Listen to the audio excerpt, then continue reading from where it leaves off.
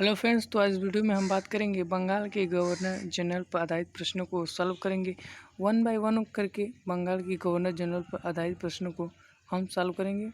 तो आइए आज चलते हैं प्रश्न नंबर 1 की तरफ। प्रश्न नंबर 1 है हमारा कि किस गवर्नर जनरल ने कलेक्टर का पद सृजित किया था, या डीएम, बात एक ही है, कलेक्टर या डीएम। तो पद किसने सृजित किया था, तो आप बताएंगे वारेन हेस्टिंग। कौन है? Warren Hasting. और कलेक्टर का पद कब सृजित किए थे, तो 1772 ईस्वी में बताएंगे।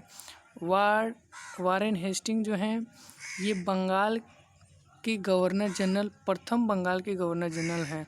और इनका शासनकाल ही चलिए देख लेते हैं। तो 1772 से लेकर 1785 तक इनका शासन होता है। तो अब आइए चलते हैं प्रश्न नंबर 2 की तरफ। प्रश्न नंबर 2 है हमारा कि राजस्व बोर्ड की स्थापना किस गवर्नर जनरल ने किया था। राजस्व बोर्ड जो है, राजस्व बोर्ड के तहत आय व्यय से संबंधित कागजी रिकॉर्डों को रखा जाता था। तो इसकी पूछा है इसकी स्थापना किस गवर्नर जनरल ने किया था, तो आप बताएंगे वारेन हेस्टिंग ने राजस्व बोर्ड की स्थापना किए थे।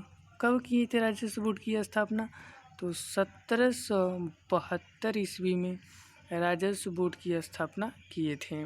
तो क्वेश्चन 2 का A is the right answer. अब आइए चलते हैं प्रश्न नंबर 3 की तरफ।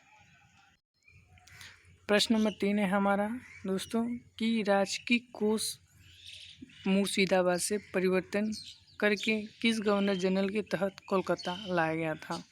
ठीक, राजकीय कोष, ठीक, मुर्शिदाबाद से परिवर्तन करके किस गवर्नर जनरल के तहत कोलकाता लाया गया था। तो इसका आंसर हो जाएगा, इसका भी आंसर वारेन हेस्टिंग ही हो जाएंगे। क्वेश्चन 3 का इज द राइट आंसर। ठीक, मुर्शिदाबाद से कोलकाता कौन लाए थे, तो आपको पता होना चाहिए वारेन हेस्टिंग। ठीक, और कब, तो डेट भी आप जान लीजिए, सन तो 1772 में।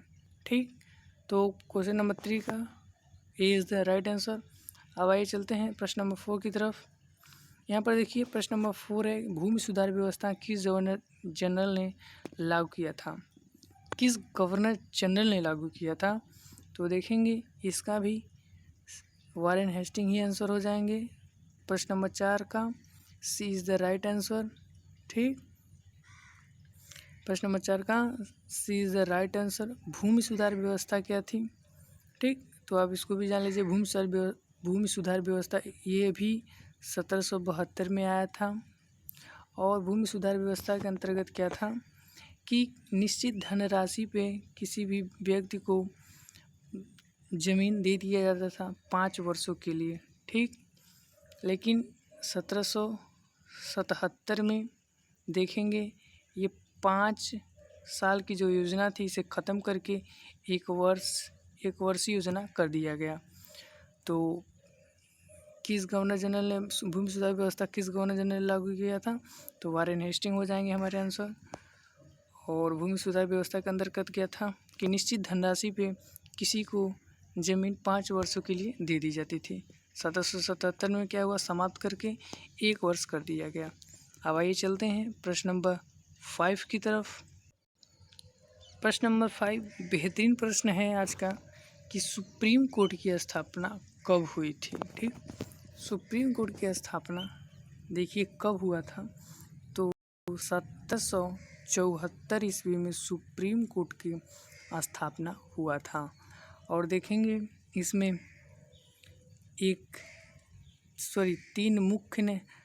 तीन अन्य न्यायाधीश थे। ठीक, तीन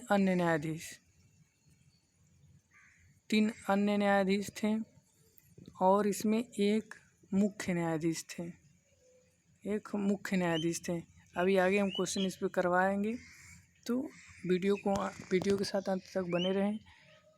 तो सुप्रीम कोर्ट की स्थापना कब हुआ था, 1774 ईस्वी में आप बताएंगे। ठीक, 1774 ईस्वी में आप बताएंगे। और सुप्रीम कोर्ट की स्थापना पूछ ले कि किस एक्ट के तहत हुआ था, तो 1773 में रेगुलेटिंग एक्ट आया था। क्या था, रेगुलेटिंग एक्ट,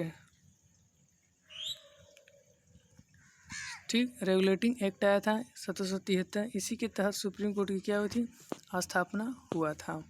तो प्रश्न नंबर 5 का B is the right answer. अब आइए चलते हैं क्वेश्चन 6 की तरफ।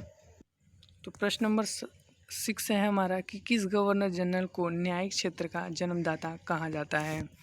तो देखेंगे वारेन हेस्टिंग को ही न्यायिक क्षेत्र का जन्मदाता कहा जाता है। D is the right answer. अब आइए चलते हैं प्रश्न नंबर 7 की तरफ। प्रश्न नंबर 7 है हमारा रुहेलखंड का युद्ध किस गवर्नर जनरल के समय में हुआ था। तो इसका आंसर आप कमेंट बॉक्स में लिखें, ठीक, कमेंट बॉक्स में इसका आंसर लिखें आप।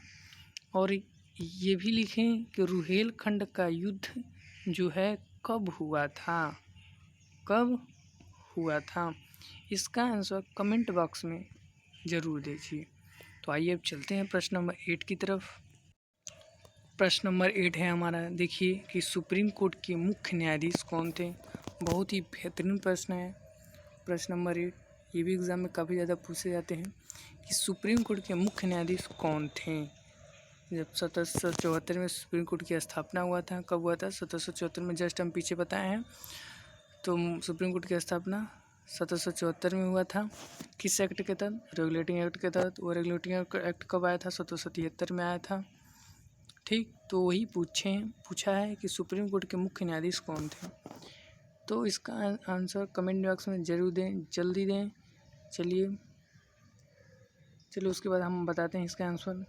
क्वेश्चन नंबर 8 का जो आंसर होगा एलिजा एम्पे हो जाएगा। क्या हो जाएगा, एलिजा एम्पे। यह मुख्य न्यायाधीश थी। उसके बाद ये देखेंगे लिमेस्टर, हाई चेम्बर्स, ठीक, ये 3 क्या थे, अन्य न्यायाधीश थे। जस्ट हम पीछे बताए हैं कि 3 अन्य न्यायाधीश थे, तो ये 3 लोग अन्य न्यायाधीश हैं।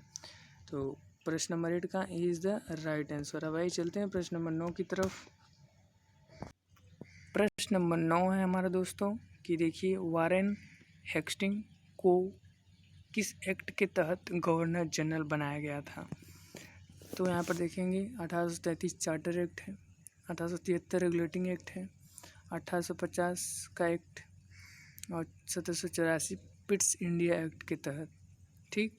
तो इसमें से कौन सा आंसर होगा कि वारेन हेस्टिंग को किस एक्ट के तहत गवर्नर जनरल बनाया गया था। तो देखेंगे चार्टर एक्ट के तहत, जो चार्टर एक्ट आया था इसके तहत भारत के गवर्नर जनरल को बनाया गया था, तो ये हमारा आंसर होगा नहीं। उसके बाद देखेंगे पिट्स इंडिया एक्ट जो है इसके तहत भूमि से संबंधित कानून लाया गया था, तो ये भी नहीं होगा। 1850 एक्ट ये भी नहीं होगा। और रेगुलेटिंग एक्ट जो है यही देखेंगे 1773 में रेगुलेटिंग एक्ट आया था, इसी के तहत बंगाल के गवर्नर जनरल वारेन हेस्टिंग को बनाया जाता है, ठीक। और इनका शासनकाल भी हम बताए थे, इससे भी आप पता कर सकते हैं कि 1772 से इनका शासनकाल आता है और 1785 तक, ठीक।